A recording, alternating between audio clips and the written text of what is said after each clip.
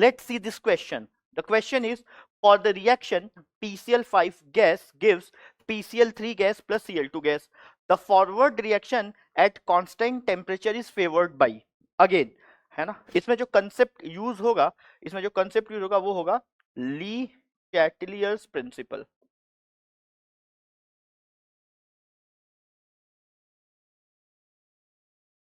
Lee Chatelier's principle. Now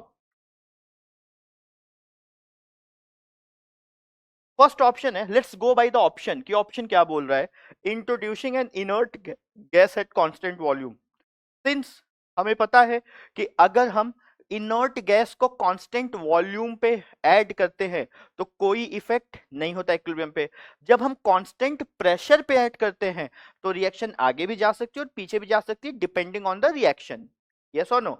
but अगर constant volume पे add करेंगे तो रिएक्शन को कोई फर्क नहीं पड़ेगा, ना तो वो आगे जाएगी ना तो वो पीछे आएगी. तो introducing an inert gas at constant volume, it will not change equilibrium condition. तो रिएक्शन ना तो फॉरवर्ड जाएगी ना तो बैकवर्ड. सिंस हमें तो फॉरवर्ड चाहिए था लेकिन रिएक्शन ना आगे जाएगी ना तो पीछे जाएगी, तो ऑप्शन ए गलत हो गया.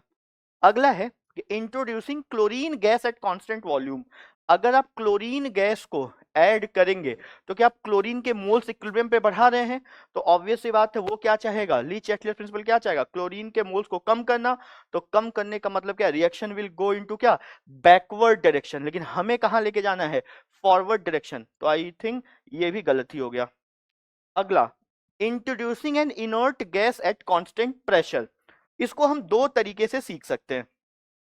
तरीका नंबर एक, शॉर्ट ट्रिक है ना, कि ऑब्वियस सी बात है हमें क्या करना है, प्रेशर को कांस्टेंट रखना है. लेकिन अगर आप कहीं पे भी है ना, कहीं पे भी अगर गैस ऐड करेंगे तो इसका मतलब वो क्या है, वो तो प्रेशर को क्या करेगा, बढ़ाना ही चाहेगा मोल्स ऐड करने पे. लेकिन हमें प्रेशर को क्या रखना है, कांस्टेंट. तो एक ट्रिक ये है कि हम PV is equal to NRT समझ लें, है ना. प्रेशर कांस्टेंट रखना है, आर और टी कांस्टेंट है, तो मोल्स बढ़ाने का मतलब आपने वॉल्यूम बढ़ा दिया है.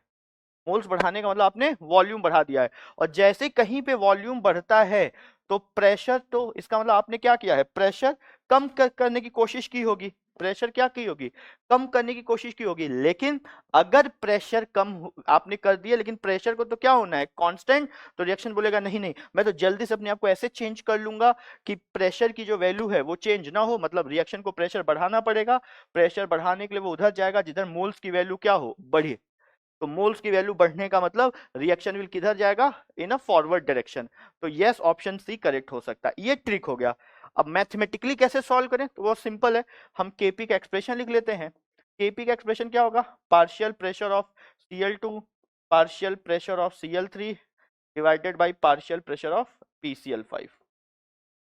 अच्छा, अब इसको कैसे लिखें, तो ये लिखा जाएगा PT into moles of Cl2 divided by NT, PT into moles of PCl3 divided by NT and divided by PT into moles of PCl5 divided by NT. मुझे लगता है PT से PT कैंसिल हो गया, NT से NT cancel हो गया, और यहाँ से आपको वैल्यू मिल रही है PT into moles of Cl2 moles of PCl3 divided by moles of PCl5,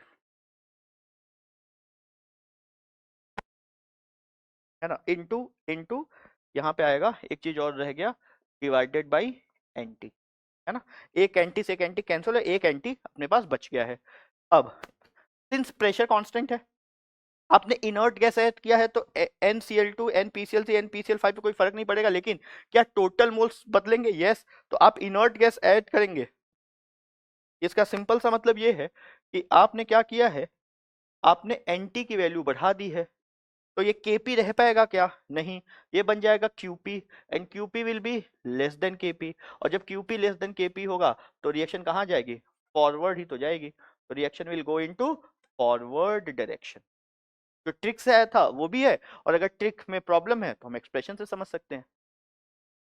तो ऑप्शन सी तो करेक्ट है. अब D, introducing PCl5 S constant volume.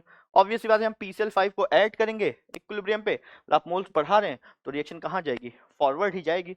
इसमें तो कोई डाउट ही नहीं है. तो ऑप्शन कौन सा करेक्ट हो गया, डी भी करेक्ट हो गया. तो इसका करेक्ट ऑप्शन क्या हो गया, C and D. I hope you understood. Thank you so much.